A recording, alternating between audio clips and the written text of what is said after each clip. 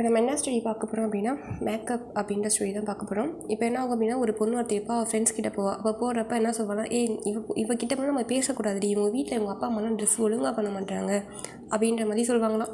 சொன்னதும் உடனே இந்த பொண்ணுக்கு ரொம்ப அழுக வந்துட்டு, போங்க அவங்க கூட பேச மாட்டேன் அப்படின்னு சொல்லிட்டு வீட்டுக்கு ஓடி வந்துருச்சான்.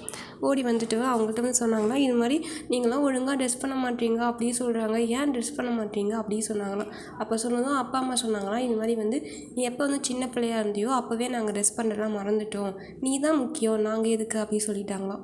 அதுக்கப்புறம் கொஞ்ச நாளுக்கு அப்புறம் அவங்க அப்பா கிட்டே, நீங்கள் ஏன்ப்பா இப்படி இருக்கிறீங்க, ட்ரெஸ்ஸை கூட ஒழுங்காக பண்ண மாட்டீங்க, மேக்கப் பண்ண மாட்டீங்க, தலைக்கு எண்ணெய் வைக்க மாட்டீங்க, பவுட்ரு பூச மாட்டீங்க, இப்படிலாம் பேசுவாங்கள்ல, அப்படிலாம் கேட்டாங்களாம்.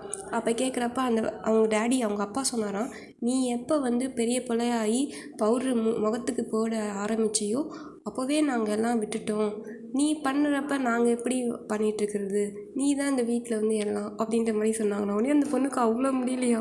உடனே திருப்பி என் ஃப்ரெண்ட்ஸ் கிட்டே போயிட்டு, நீங்கள் வேணால் எப்படியே இருந்துக்காங்க, ஆனால் அவங்களுக்கு பிடிச்ச மாதிரி அவங்க இருந்துக்கிறாங்க, இது என்ன தப்பு இருக்குது அப்படின்னு சொல்லிட்டு வந்துடுச்சோம். அப்படியே ஸ்டோரியை முடிச்சுட்டாங்க.